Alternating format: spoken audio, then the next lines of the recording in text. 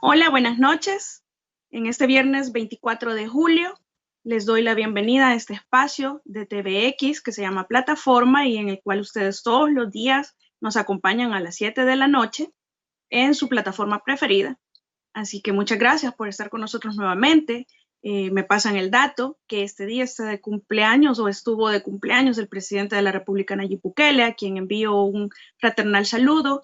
No es momento para celebrar, sin embargo, es siempre, siempre un buen momento para dar gracias a Dios por todas las bendiciones que tenemos y por un día más de vida, por un año más de vida, pero sobre todo en su caso, por tener la oportunidad de gobernarnos y hacer lo que mejor le parezca para el país y que esperemos que continúe siendo cosas buenas y que siempre pueda mejorar. Hemos visto las evaluaciones que se han dado en encuestas últimamente, no hay que fijarse en lo bueno, sino que en lo malo para precisamente encontrar las oportunidades de mejora y ahí poner muchísimo más esfuerzo, porque lo que está bien y es aplaudido, muchas gracias, pero es el trabajo de todo funcionario hacer lo que la Constitución le manda, entonces en buen momento sí está bien y lo que está mal hay que ponerle mucha atención porque esa es la oportunidad de mejora.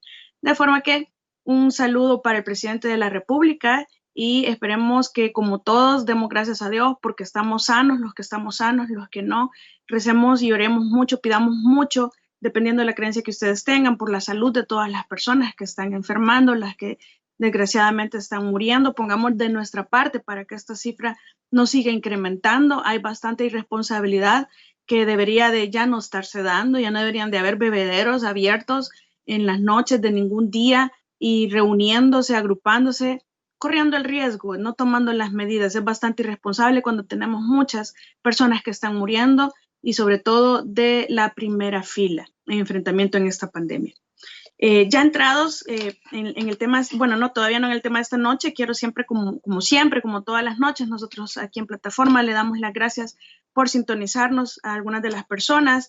Quiero saludar a Reina Blanco, a Orlando López, a Gloria Iraeta de Oregon, a doña Vilma Vega, espero que esté ya sentadita esperando que inicie el programa para que no la haga retarde ni corriendo. Verónica Cruz, que siempre está comentándonos, un saludo muy fraternal, cuídese mucho allá en el hospital donde usted está trabajando, agradecemos mucho la especial función que realiza en el enfrentamiento de esta pandemia. Doña Vilma Ruano, aquí la estoy saludando nuevamente. Entré el viernes pasado a saludarlos a todos, muchas gracias por acompañarnos. José Figueroa siempre está pendiente, Rick M, Nilson Espinosa desde Sydney, ambos, Carlota Macal desde Suecia, Alfredo Ulloa, saludos hasta Guatemala, Enrique Mendoza, que siempre está al pie del cañón para comenzar la grabación, la reproducción de todos los viernes. Y en general en todo Estados Unidos y Canadá y en cualquier parte del mundo que salvadoreños nos sintonicen. Esta noche quiero conversarles a ustedes sobre un tema que es importante que tengamos en cuenta de acuerdo a la coyuntura que nos está sucediendo, que unas personas están saliendo libres después de o anticipadamente al cumplimiento de la pena en casos de corrupción emblemáticos como el caso Saca. Otras personas están siendo detenidas por el caso de treguas con pandillas. Y en esta coyuntura yo veo importante que nosotros tengamos en cuenta algunos aspectos. En primer lugar, todos sabemos que hay países en los que se denominan paraísos fiscales. Son países en donde usted paga pocos, poquititos o nulos impuestos y además goza de secreto bancario, es decir, es una protección para que nadie sepa y a nadie se le pueda proporcionar información sobre sus finanzas en ese país, sobre sus productos financieros. De forma que todos conocemos lo que pasó con Panama Papers, nos enteramos de funcionarios y exfuncionarios y políticos y etcétera, salvadoreños y de muchas partes del mundo que conformaron empresas para defraudar. En realidad esto es una defraudación a la economía pública, esto es una defraudación, es una evasión clara y de impuestos, pero lo más grave es que tras ello hay un delito perseguible de lavado de dinero en El Salvador, a través del cual también, ejerciendo la acción correspondiente de extensión de dominio, el país puede recuperar muchos fondos en este tipo de casos. Pero no es eso lo que yo quiero traer a colación esta noche, solo a modo de ejemplo yo quiero que hagamos un símil. Si en otros países tienen paraísos fiscales, en El Salvador lo que tenemos es un paraíso penal, es un refugio penal en realidad y que está protegido, allá era secreto bancario, aquí en realidad el 232 de la ley de banco, 201 dice quiénes son las instituciones en El Salvador que pueden levantar ese secreto bancario en investigaciones judiciales, la Fiscalía, Hacienda. Entonces, en El Salvador tenemos un refugio penal protegido por fuero constitucional, además que también está protegido por poderes políticos que escogen quiénes van a ser procesados, quiénes no, una justicia selectiva que hemos tenido histórica en El Salvador. Tenemos favorecimiento también de la misma ley, de la misma constitución, lo que hemos hablado cualquier cantidad de veces, el inciso final del artículo 240 que nos impide perseguir en juicios civiles de enriquecimiento ilícito transcurridos 10 años. Los casos de corrupción no deberían de prescribir en ninguna materia y eso lo hemos abordado muchas veces. Entonces, esto nos hace llegar al cuestionamiento de si estaba en realidad la Fiscalía lista para promover este caso ante la justicia de nuestro país, o lo que se está haciendo por parte de este funcionario es enviar un mensaje a los actuales funcionarios del gobierno, o el mensaje que la justicia puede tardar, pero llega para algunos. Porque si hablamos de agrupaciones ilícitas, pues es una agrupación, tendrían que haber sido procesados juntos. Aquí se van dos fiscales generales anteriores que tuvieron conocimiento de estos hechos porque varios jueces lo han denunciado, que había en ese entonces funcionarios involucrados. El último juez fue el juez Godofredo en el caso de Operación Cuscatlán, todos supimos con el caso de la declaración del testigo criteriado Noé, y fue el último juez en hacer un llamado a la Fiscalía General de la República para procesar a ex altos funcionarios o altos mandos en los gobiernos anteriores. Entonces, ¿estaba lista la Fiscalía o es un mensaje nada más? Porque lo que tener, un mensaje en donde se está jugando con la libertad de una persona. Y ya vamos a ver por qué.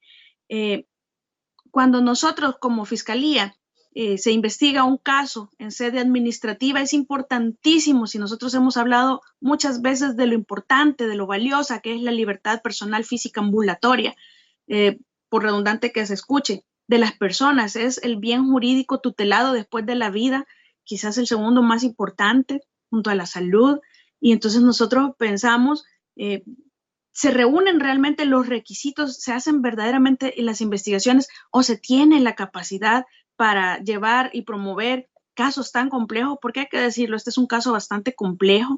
No es fácil investigar este tipo de casos. Hace falta voluntad de investigarlo por las personas que están involucradas. Hace falta también capacidad, hacen falta también medios, etcétera. De modo que tiene que analizarse como si se estuviera en un juicio ya. Si se va a detener a una persona, si se reúnen los requisitos específicos que nosotros conocemos como apariencia de buen derecho y peligro de fuga o periculum in mora, que esto no es más que decir que tenemos que demostrar o tiene que demostrar el ente fiscal que hay un delito que se ha cometido, que hay personas que se consideran que han cometido esos hechos que se consideran delitos según nuestra ley penal nacional. Y además, si estas personas, siendo consideradas posibles partícipes o autores en la comisión de hechos delictivos, si estas personas estando fuera podrían no solamente darse a la fuga, porque eso es lo que históricamente la Fiscalía considera para decretar detenciones, si el delito es grave o si no es grave, si son 5 años, si son 10 años, eso es lo que se considera, pero no es eso lo que manda la ley. Hay que hacer un verdadero análisis de si esta persona se encuentra fuera, enfrentando el proceso penal en libertad, porque la detención es la última opción.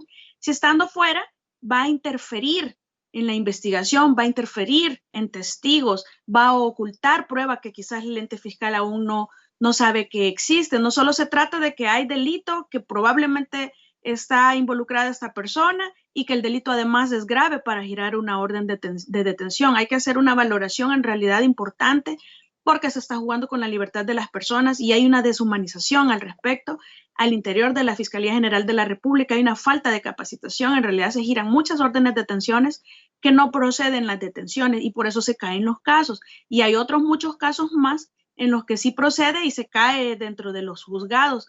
Hay otros en los que son selectivos y muy selectivos como este caso, porque ya hablábamos en el caso del alcalde de San Salvador, que no se trata de que si es el alcalde o no es el alcalde, se trata de que si esta persona, porque hay que considerar también los arraigos, es decir, si esta persona está arraigada familiarmente, laboralmente, de todas las maneras posibles, que tiene casa, que tiene esposa, que tiene hijos o esposo, hijos, tiene un trabajo estable, es decir, está arraigado de forma que muy difícilmente se va a ir del país o va a huir y a escapar del enfrentamiento de un proceso penal por ese arraigo. Entonces nosotros hablábamos en alguna ocasión, si el alcalde Mason está debidamente arraigado, está bien que le den medidas. Lo que nosotros cuestionamos siempre es por qué en algunos casos sí se toman en cuenta estos arraigos y por qué en otros casos no se toman en cuenta estos arraigos. Además, que esto influye bastante en la posibilidad de que la persona se fugue y el caso en que la persona pueda todavía influir en la investigación o en testigos, eso es excepcional, no se da siempre, no es una regla general. De forma que esa selectividad en escoger quién va a enfrentar la justicia detenido y quién no, hay un filtro bastante pésimo en el interior de la Fiscalía General de la República y consideraría yo que en muchísimos de los casos violatoria de derechos fundamentales, porque aquí si es Pedro Pérez, todo el peso de la ley. Ahí sí, ultra peso de la ley. Pero si se trata de don Pedro Pérez, ¿saben a lo que me refiero? Pues entonces ahí no hay peso, ahí la ley no pesa, es una ley super light, es una ley peso pluma que no se aplica igual. Tenemos casos que por robos, no digamos un celular, pongamos un ejemplo de comida o de hurto de comida que la gente está presa y no se han considerado las situaciones de arraigo, ni mucho menos las de necesidad. Entonces, ese trato desigual es el que vengo a cuestionar nuevamente hoy en la actuación de la Fiscalía. Está muy bien que intente buscar justicia si eso es lo que se busca, porque en realidad, posteriormente, así como ha habido omisión de actuación de los fiscales generales anteriores, probablemente la va a haber del actual en el futuro si no hace lo que está haciendo ahora. Se trata de no ilusionar en realidad a la ciudadanía, se trata de no ilusionar nuevamente a la población, que siempre vemos nosotros este tipo de juicios o de inicio de juicios que en realidad se vuelven en un espectáculo, que no están bien fundamentados o puede ser por falta de capacidad o puede ser intencionalmente, pero el caso es que muchas de las veces no van bien fundamentados y además se acostumbra a llevar una camándula de delitos de los cuales a veces ninguno es y termina habiendo calificación jurídica o inician por 3, terminan con 1, es decir, sobre todo si es una agrupación, en donde si es una agrupación, pues actuó conjuntamente con otras personas que debió ser procesado juntamente con esas personas. Sin embargo, eso no depende de él porque hubo otros fiscales anteriores.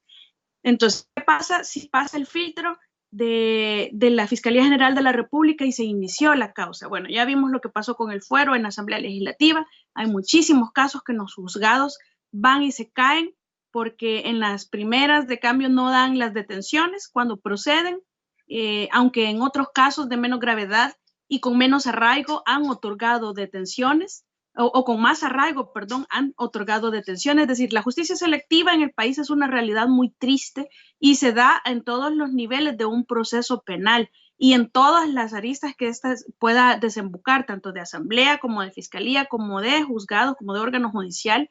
En realidad es una justicia selectiva. Si pasa un filtro no sabemos si va a pasar el otro, entonces ya se ilusiona la gente que va a haber por fin justicia y al final no la hay. Los casos se terminan cayendo por mala investigación o se terminan cayendo por favorecimiento judicial, porque no hay un trato igualitario hacia todos los procesados. Ya, como repito, hablaba alguna vez este juez Godofredo de gángsters políticos. Hay un poder económico, ya lo hablábamos también en otra ocasión, el poder detrás del poder. Ese es el poder que verdaderamente mueve los hilos en este país, decide quién va a ser procesado, quién no, y si quién va a ser procesado, quién va a ser condenado y quién no.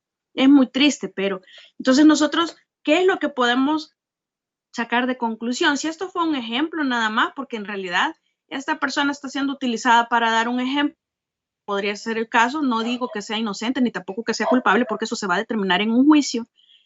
Sin embargo, es evidente el trato desigual hacia los procesados. Si procesado que quiero meter preso, elegir una orden de detención administrativa, porque recordemos, para los que no sabemos o los que no saben, la fiscalía cuando está investigando el caso en sede administrativa puede decretar una orden de detención administrativa y el fundamento es exactamente el mismo que da un juez para decretar una detención cuando llevan a audiencia inicial un caso. Es decir, lo que ya hablamos anteriormente, que el delito excedió, que el delito existe, que hay una probable participación o autoría de una persona en el cometimiento de ese delito y que además el delito es grave y que esta persona, si se encuentra fuera enfrentando el proceso en libertad, esta persona va a interferir con la investigación, va a alterar prueba o va a interferir en testigos, etcétera. De forma que no es antojadizo si la libertad se respeta y se respeta por parte de todas las autoridades, no solamente la sala declara inconstitucional la suspensión de la libertad física ambulatoria, sino es a través de un régimen de excepción, pero nosotros en materia penal vivimos a diario esa vulneración a ese derecho fundamental, no solamente desde Fiscalía, sino que también trasladada al órgano judicial. Necesitan depurar realmente ese órgano y eso se ve bastante lejos. ¿Cuántos jueces ustedes han visto procesados y condenados? Porque hemos visto funcionarios de todos los órganos de gobierno, pero del órgano judicial ustedes recuerdan alguno, porque yo no. Y hay uno que está en enriquecimiento ilícito de su proceso, pero ahí está también esperando los 10 años de la prescripción que dice la Constitución. De forma que nosotros, ¿qué es lo que nosotros sacamos como conclusión de todo esto? En realidad, nuestros gobernantes han venido a diseñar leyes a la medida, leyes que les favorecen a la corrupción y que todo viene, yo puedo parecer un disco rayado, pero todo viene mal diseñado desde la Constitución y no mal diseñado por casualidad, es con todo el propósito y la intención del mundo. Si no, veamos las elecciones de segundo grado, tema de los magistrados y la elección del Tribunal Supremo Electoral, de la Corte de Cuentas, que ni siquiera se ha resuelto por parte de la sala, la inconstitucionalidad del nombramiento de los actuales, que hasta se quieren reelegir, no hay verdadero baremo, no hay verdadero respeto de los requisitos para elección de estos tipos de funcionarios, y tras eso la Constitución hace una prerrogativa más que solo se elige con 43 votos. Ni siquiera son 56, sino que solamente 43. Es decir, hay un defecto tan grande en tema de persecución hacia la corrupción y la impunidad desde la misma Constitución que tiene que ser saneado de fondo. Pero entonces, lo que nosotros vemos al final es que si los gobernantes que tenemos no hacen este cambio, es porque los gobernantes que tenemos son verdaderamente el reflejo de nuestra conciencia como pueblo, porque somos nosotros los que los hemos puesto ahí por mucho tiempo. Estos gobernantes son el reflejo de nuestra conciencia. También la pandemia es el resultado de nuestra conciencia. Aquí lo que necesitamos es una educación de empatía y de conciencia, que seamos verdaderamente responsables de todo lo que está sucediendo. Esto no es un tema de educación y lo hemos discutido otras veces, es un tema de conciencia y de responsabilidad. Otro de los puntos importantes que sacamos como conclusión es que el poder no dura para siempre. El poder es momentáneo y muchas de las veces esperamos que de aquí en adelante sí se alcance a tocar a todos los que infringen las leyes, a todos los que irrespetan nuestros derechos, que la justicia sea para todos, no solamente para el descalzo, que no solamente muerda aquel que no tiene amigos ni tiene dinero para pagar y comprar su justicia, y mucho menos para negociarla. Eso es en realidad lo que vivimos en El Salvador. Pero el poder no dura para siempre, este es un mensaje real, por eso preguntaba yo si es un mensaje que el fiscal está enviando o estaba verdaderamente preparado para llevar esta causa a los tribunales, porque puede ser que hoy consideremos que tengamos mucha protección, pero el día de mañana ya no va a haber, el otro año ya van para ciudadanos muchos de los actuales diputados. Bueno, el exministro, vimos ese despliegue de protección, ese señor era más protegido que el presidente de la República en su momento, estuvo 10 años, y todo ese poderío, todo esa displicencia, todo ese irrespeto, en algún momento se paga, en algún momento se enfrenta. El poder es momentáneo y por eso recuerden que siempre vamos a cosechar en algún momento la semilla que estemos sembrando. Eso es lo que ustedes después no vayan a quejarse. Soy un perseguido político. No, usted está cosechando lo que sembró. Eso es lo que está pasando. Es lo que pasó también en las elecciones del año pasado, es lo que se espera que pase en las elecciones del siguiente año, que seamos muy inteligentes para escoger, que le hagamos ver a las personas que la cosecha que tienen es de procesos penales. Esa es la semilla que han sembrado de corrupción y de impunidad a través del tiempo históricamente en El Salvador. Y corrupción hay en todo el aparato estatal. Hay mucha protección constitucional desde la corrupción y lo que hablábamos, jueces procesados. Entonces, ¿qué tenemos como propuesta nosotros para poder cambiar esto? En primer lugar, ya lo hablamos, y parezco disco rayado repitiendo esto, ya lo hablamos, pero sí, nosotros somos el principal filtro para escoger a las personas que van a ser votadas en las elecciones, para ser las personas que nos van a representar. Si usted cree que los 84 personas en la Asamblea Legislativa y todos los alcaldes municipales nos representan, pues ahí continúen escogiéndolos, continúen votando por ellos, continúen poniéndolos en el poder, pero no se quejen después de absolutamente nada, ni tampoco si usted no decide nada porque lo deja para que otros decidan. Todos somos ciudadanos importantes que tenemos que salir a votar, pero con conciencia, escoger muy bien. Entonces, la propuesta que yo les traigo es que retomemos y que exijamos de los nuevos diputados de la nueva asamblea todos estos cambios para poder combatir verdaderamente la corrupción. Y yo soy de las personas que tengo como conclusión que en El Salvador necesitamos ayuda del extranjero, una verdadera CCS o CCS, modelo CC de Guatemala, no la MACI o MACI de Honduras, con apoyo de la ONU, no de la OEA. Hubo mucha corrupción, o por lo menos se escuchó de mucha corrupción en la OEA y la MACI de Honduras. El comisionado Juan Jiménez Mayor y toda la historia ya la conocemos, lo podemos abordar en otro tema, pero sí pienso que necesitamos retomar ese tema y que lo retomen la nueva asamblea, que retomen todas estas propuestas. Esperemos propuestas, estamos viendo caras bonitas y nuevos proyectos, sin embargo no hay propuestas en estos nuevos candidatos. De forma que este es el mensaje que yo tenía preparado para ustedes esta noche. Nos varió un poco de acuerdo a la coyuntura que sucedió el día de ayer. Tenemos que aprender a exigir más, a quejarnos menos o a quejarnos menos si no hemos aportado nada. Recordemos que todo esto de la pandemia mucho depende de nosotros. Por favor, respetemos todas las medidas de seguridad. Seamos muy conscientes. Esto es en gran medida un tema de conciencia y de responsabilidad. Esperemos que los órganos se pongan de acuerdo y nos den una ley. No podemos seguir sin ley. Definitivamente es parte importante de un plan integral.